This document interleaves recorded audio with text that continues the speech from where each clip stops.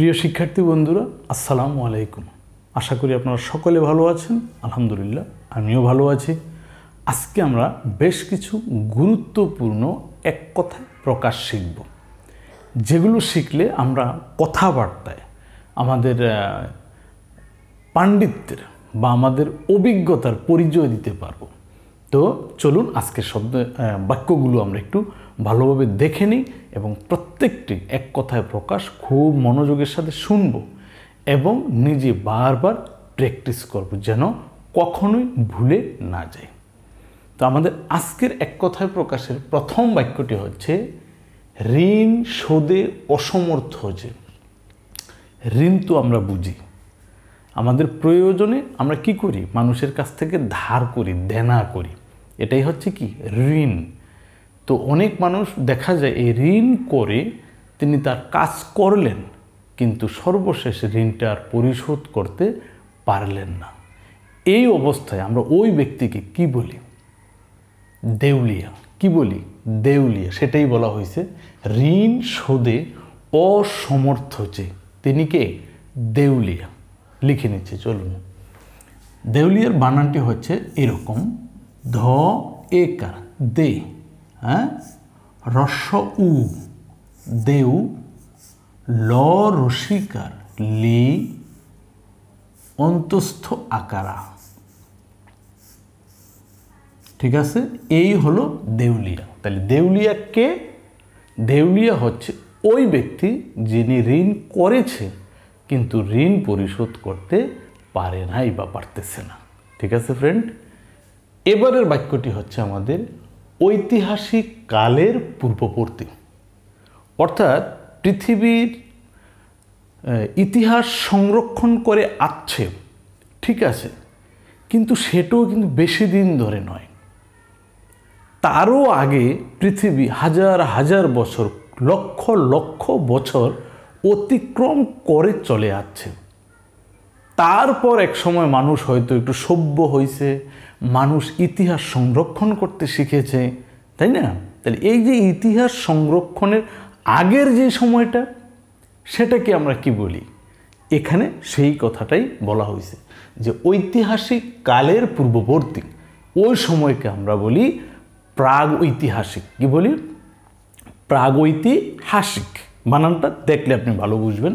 দেখেন, প্রাগৈতিহাসিক বানানটা হচ্ছে এরকম, প রফলা আকার, প্রা, ঘ ঐকার গই, প্রাগৈ, তি হাসিক, ত রসিকার তি, হ আকার হা, স রসিকার সি এবং ক। কি হলো?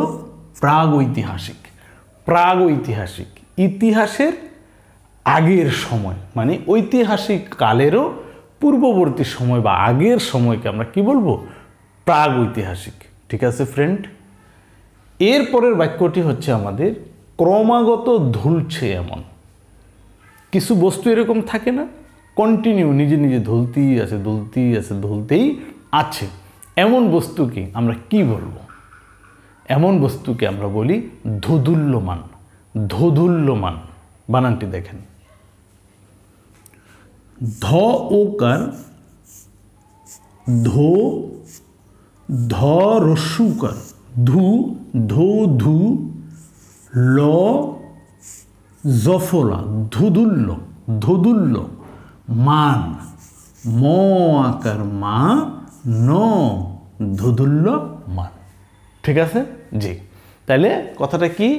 ক্রমাগত ধুলছে এমন, এক কথায় কি বলবো? ধোদুল্য মান। ঠিক আছে ফ্রেন্ড, কাচের তৈরি ঘর আছে না? আছে। ইতিহাসে এরকম ঘরের কথা শোনা যায় যে কাচের গ্লাস দিয়ে চতুর্দিকে আটকানো ঘর, এই ঘরকে বলা হয় শীষমহল। কি বলা হয়? শীষমহল। জি, তাহলে কাচের তৈরি ঘর এক কথায় আমরা কি বলবো? শীষমহল। দেখেন বানান দেখেন, তালবস্য রসিকার শি, আবারও তালবস্য শীষ, মহল ম, হ ল কি হলো শীষমহল। তাহলে ফ্রেন্ডস আমরা মনে রাখবো কাচের তৈরি ঘর এক কথায় শীষমহল। ওকে, এবারের বাক্যটি হচ্ছে কোনো কিছু থেকেই যে ভীত নয়।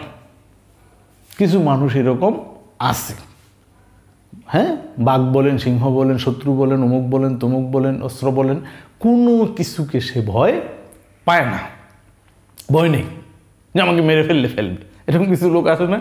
আছে জি। তো এইরকম মানে কোনো কিছুতে যে ভয় পায় না, ওই ব্যক্তিকে এক কথায় আমরা কি বলতে পারি? এক কথায় অকুত ভয়। অকুত ভয়, বানান দেখেন ভালো বুঝবেন, খেয়াল করি। স্বর অ, অ কর সুকার কু, অকু তো, ত ওকার তো, অকুত ভয়, ভ অন্তস্থ ভয়, অকুত ভয়। দেখছেন? তাহলে কোনো কিছু থেকেই যে ভীত নয়, এক কথায় অকুত ভয়। ঠিক আছে, এরপরে আমাদের বাক্যটি হচ্ছে কোনো কিছুর চারদিকে আবর্তন। আবর্তন মানে কি? ঘোরা। যেমন পৃথিবী সূর্যের চারদিকে ঘুরে, ঠিক আছে, এই ঘোরাটাই কি? আবর্তন। আর পৃথিবী সূর্যের এই চারদিকে একবার ঘুরিয়ে আসতে সময় লাগে কতদিন? 365 দিন প্রায়, যাকে আমরা বলি 1 বৎসর বা বার্ষিক গতি। ঠিক আছে, যা হোক, তাহলে আমরা বিভিন্ন বইতে বিভিন্ন সময় পড়েছি, শুনি যে কি হয়, পৃথিবী সূর্যের চারদিকে আবর্তিত হয়, ঠিক আছে, বা কি বলে ঘুরে আসে। যেভাবেই বলি এক কথায় সেই কথাটাকে কি বলা হয়? প্রদক্ষিণ। কি বলা হয়? প্রদক্ষিণ। অর্থাৎ কোনো বস্তুর চারদিকে ঘুরে আসাকে এক কথায় কি বলে? প্রদক্ষিণ। কি বলবেন? প্রদক্ষিণ। বানানটি খেয়াল করেন ফ্রেন্ডস। এই হচ্ছে প, তার নিচে র ফলা প্র, তারপরে দক্ষিণ দ, ক্ষীয় রস্যিকার ক্ষি, ন প্রদক্ষিণ। ঠিক আছে, চলেন বাক্যগুলো আমরা আরও একবার সুন্দর করে একটু পড়ে নিই।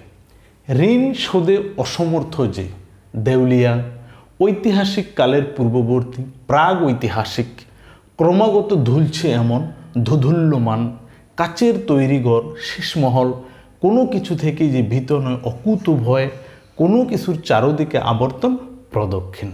এখানে প্রথম বিষয়টা হচ্ছে এক কথায় প্রকাশের শব্দগুলো আমরা মনে রাখতে পারি না।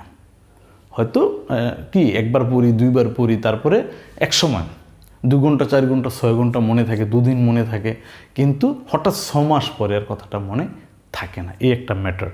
এই জন্য আমাদেরকে কি করতে হবে? এগুলো বারবার পড়তে হবে, বারবার পড়তে হবে, লিখতে হবে পারলে।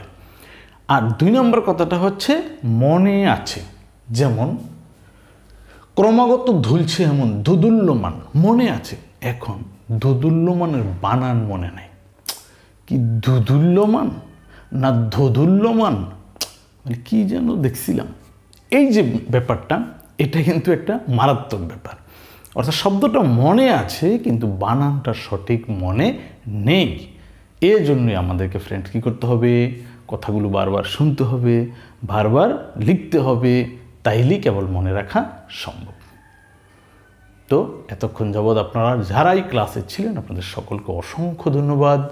ফ্রেন্ডস, যদি ক্লাসটি এতটুকুও ভালো লেগে থাকে অবশ্যই লাইক, আপনাদের যদি কোনো কথা থাকে, বুদ্ধি, পরামর্শ, তাহলে অবশ্যই কমেন্টস।